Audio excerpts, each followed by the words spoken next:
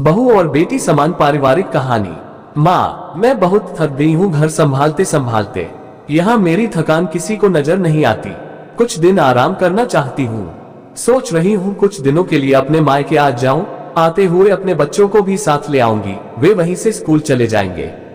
आखिर एक ही शहर में ससुराल और मायका होने का कुछ तो फायदा मिले। नम्रता ने फोन पर अपनी माँ से कहा। पार्वती जी ने दूसरी तरफ से कहा, हाँ बेटा, जब तेरी इच्छा हो आ जाना, आखिर ये तेरा भी तो घर है। ठीक है माँ, तो मैं कल ही आ जाऊंगी, नम्रता खुश हो बोली। हाँ बेटा, कल आ जाओ, मैं तुम्हारा इंतजार करूंगी। अभी मैं फोन रखती हूँ, मुझे मंदिर भी जाना है। कमला जी ने फोन रख दिया और सीधे किचन में गई। किचन में खाना बना रही बहू से बोली, अरे अनुपमा सुनो, कल तुम्हारी ननंद आ रही है, आज बाजार जाकर फल सब्जी और मिठाइयां लेकर आना। बेचारी मेरी बेटी ससुराल में नौकरों की तरह काम करती है और उस पर कोई ध्यान ही नहीं देता। यहाँ आएगी, कुछ दिन रहेगी तो उसका मन और तबीयत अच्छे रहेंगे। सास के मुंह से ऐसी बातें सुनकर अनुपमा का चेहरा उतर गया। वह मन ही मन सोचने लगी, काश आपको मेरी थकावट भी नजर आती। मैं भी दिन रात झाड़ू पोछा, बर्तन, खाना बनाना, मार्केट जाना और हर वह काम करती हूँ जिससे हमारे परिवार वालों को कोई दिक्कत ना हो। काश आप मुझ पर भी ध्यान दे पाती। आपकी बेटी तो जब मन में आता है तब यहाँ आ जाती है, लेकिन मैं साल में एक बार ही अपनी माँ के पास जाती हूँ, तब भी आपको प्रॉब्लम होती है। मैं भी इंसान हूँ, मेरा भी मन है, मुझे भी लगता है अपने माँ के पास जाकर थोड़ा आराम करूँ, सुख दुख की दो चार बातें करूँ, अपना मन हल्का करूँ। भगवान अब तुम ही कुछ करो ताकि मेरी सास की आंखें खुले और उसे मेरी थकावट भी नजर आए। शाम तक भगवान ने जैसे अनुपमा की सुन ली और उसकी ननंद का फोन आया। ननंद ने अपनी माँ से कहा कि उसकी सास ने उसे मायके आने के लिए मना कर दिया है, इसलिए इस बार वो नहीं आ सकती। पार्वती जी बोली, ऐसे कैसे मना कर दिया? पहले तो कभी वह तुम्हें आने के लिए नहीं रोकती थी, इस बार भला क्या हो गया? लाओ मेरी बात कराओ उसने, मैं समझती हूँ। नम्रता ने फोन अपनी सास के पास दिया। पार्वती जी ने कहा, नमस्कार समधन जी, आपसे कुछ कहना था। समधन जी ने कहा, कहिए। दरअसल नम्रता कल त्योहार है, इसलिए अपने मायके आना चाहती है, अगर आप उसे भेज दे तो अच्छा रहेगा। नम्रता की सास ने कहा, देखिए समधन जी, आपकी बेटी मायके जाकर रहे, इस बात के लिए हमने उसे कभी नहीं रोका और इस बात से हमें कोई प्रॉब्लम है भी नहीं। कुछ दिनों पहले मैं अपने रिश्तेदार की शादी में गई थी, वहां आपकी बहू अनुपमा की माताजी से मिलने का मौका मिला।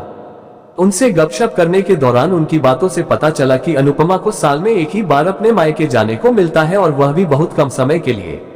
मुझे लगता है आपको पहले अनुपमा को उसके मायके भेज देना चाहिए और वह जब मायके होकर आ जाएगी तो मैं नम्रता को आपके पास भेज दूंगी। एक बहुत जरूरी बात जो मुझे लगता है आपको समझ लेनी चाहिए कि आपको अपनी बहू को भी बेटी की तरह या बेटी से भी ज्यादा प्यार देना चाहिए। उसे भी मायके जाने की इच्छा होती होगी। हो सकता है नम्रता के वहां आने से उसकी आवभगत करने के लिए आप उसे उसके मायके नहीं भेजती होंगी, या फिर वह आपसे कुछ कहने से अभी डरती हो। अगर आप उसको घर में ही कैद रखेगी तो एक दिन ऐसा आएगा जब वह आपके खिलाफ बोलने लगेगी, फिर वह आपकी सुनेगी भी नहीं और जब चाहे तब अपने मायके जाएगी। ऐसी परिस्थिति आए, इससे अच्छा है कि आप ही कुछ बदलाव अमल में ले आए जिससे आपका रिश्ता और रिश्ते की मिठास खराब ना हो। पार्वती को अपने समधन के हर एक शब्द में सच्चाई नजर आई। उन्हें महसूस हुआ कि उन्होंने अपनी बेटी के प्यार में अंधे होकर कभी भी अपनी बहू के मन का विचार नहीं किया। उन्होंने हमेशा ही अपनी बेटी को अपने बहू से ऊपर रखा। दूसरी तरफ नम्रता भी अपनी भाभी के बारे में हो रही इस बातचीत को सुन रही थी। उसने भी रियलाइज किया कि वह कभी भी अपनी भाभी के साथ ठीक से बात नहीं करती और जब जब वह अपने मायके जाती है तो भाभी थोड़ी उदास रहती है। पार्वती जी ने अपनी बहू को बुलाया और उससे कहा कि अनुपमा कुछ दिनों के लिए नम्रता नहीं आने वाली है, इसलिए पहले तुम अपने मायके होकर आओ। ये सुनते ही अनुपमा का चेहरा खिल गया, क्योंकि यह पहली बार था जब उसकी सास ने सामने से उसे अपने मायके जाने के लिए कहा था। अगले दिन अनुपमा अपने मायके गई और इस बार एक दो दिन नहीं, पूरे हफ्ते भर रहकर आई। अपने माँ बाप से, अपने रिश्तेदारों से मिलकर आई और जब वह लौटकर आई तो उसका चेहरा खिला हुआ था, उसकी आंखें चमक रही थी। अनुपमा के आने के बाद नम्रता भी अपने मायके आई और इस बार वो खुद सामने से अपनी भाभी से खुशी खुशी मिली और अच्छे से बात की।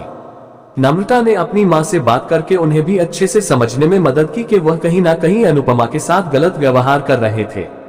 दूसरी तरफ अनुपमा अपने ससुराल वालों के बदले रवैया से बहुत खुश थी। अब वह खुशी खुशी सबका ध्यान रखती और हर काम प्यार से करती। वह ध्यान रखती कि कोई भी ऐसी बात या काम ना करे जिससे घर में तनाव का माहौल पैदा। पार्वती जी अपनी बहू को खुद ही समय समय पर मायके भेज दिया करती। एक छोटे से बदलाव ने सास बहू और भाभी ननंद के बीच की कड़वाहट को दूर कर दिया और रिश्तों को और भी ज्यादा मीठा और मजबूत कर दिया। दोस्तों, आप सभी को बहू और बेटी समान पारिवारिक कहानी कैसी लगी, आप अपना राय कमेंट में हमें अवश्य बताएं। और ऐसे ही बेहतरीन वीडियोज देखने के लिए द स्मार्ट आवाज यूट्यूब चैनल को जरूर सब्सक्राइब करें। तो मिलते हैं अगली वीडियोज में। आपका बहुत बहुत धन्यवाद।